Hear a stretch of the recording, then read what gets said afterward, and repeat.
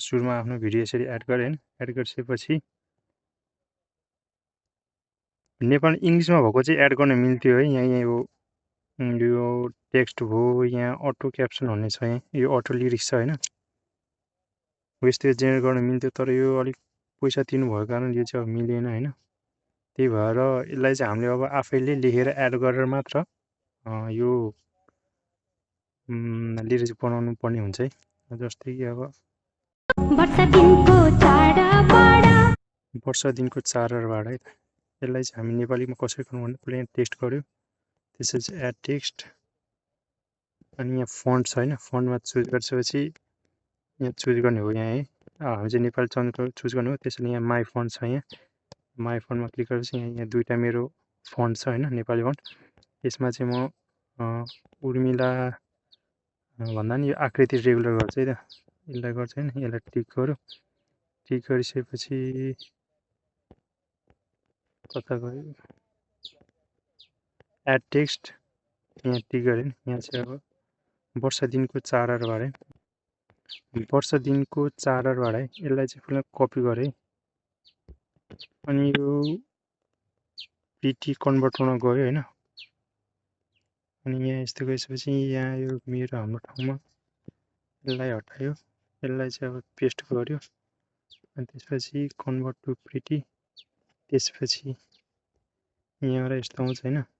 यसलाई चाहिँ यहाँ कपी गर्यो,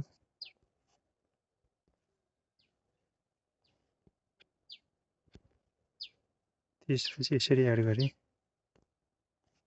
त्यसपछि ओके।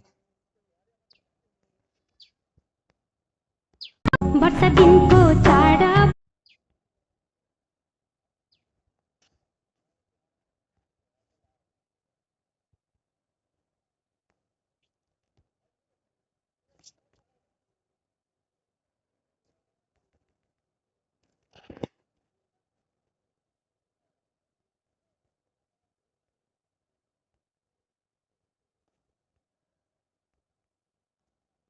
वर्ष दिनको चाडबाड दुःख भुल्ने बहना।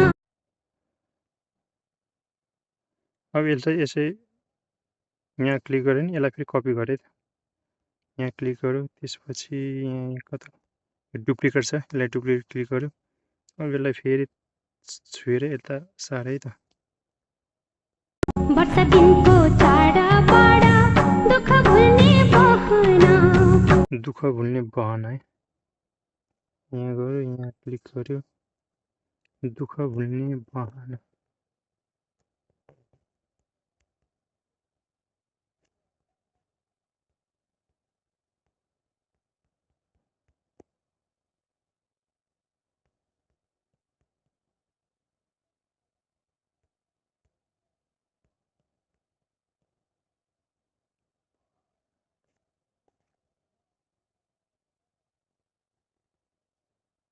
यसलाई फेरि कपी गर्यो,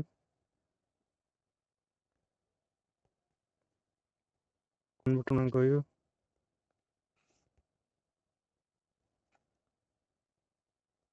पेस्ट गर्यो, कन्भर्ट टु पी,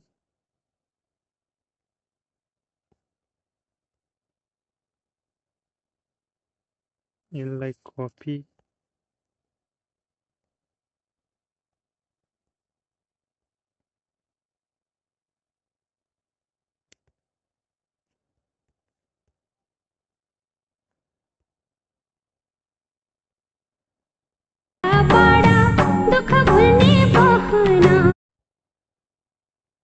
बेलामा देखाउँदिनँ यो के भयो यस्तो गरेँ।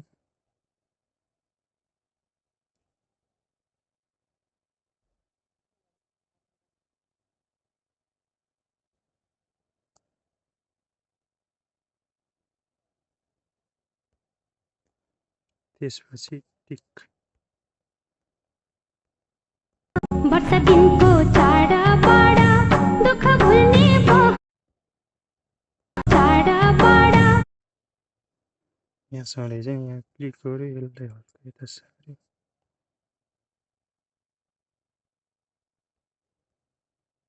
वर्ष दिनको चाडबाड दुःख भुल्ने बहना।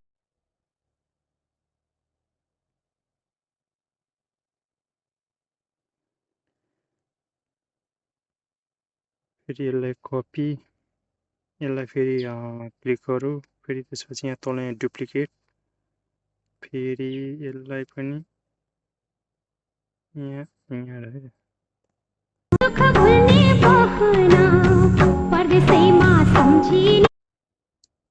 परदेशैमा सम्झिनेलाई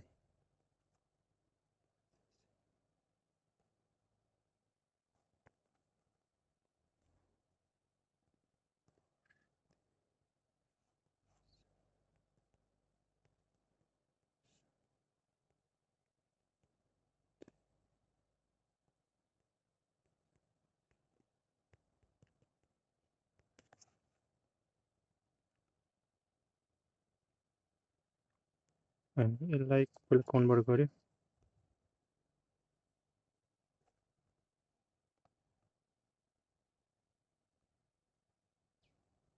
कपी,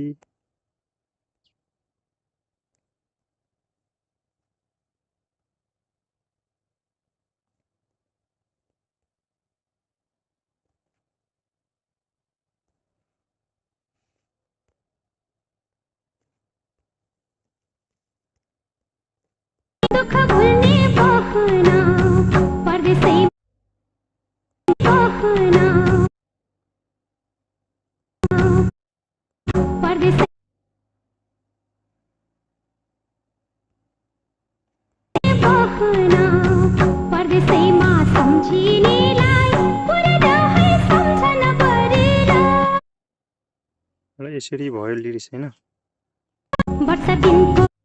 अब यसरी नै लेख्ने हो लिरिक्स चाहिँ हैन, यसरी नै एड गर्ने, जहाँ भनेको छ त्यही नै यसरी एड गर्ने हो हैन।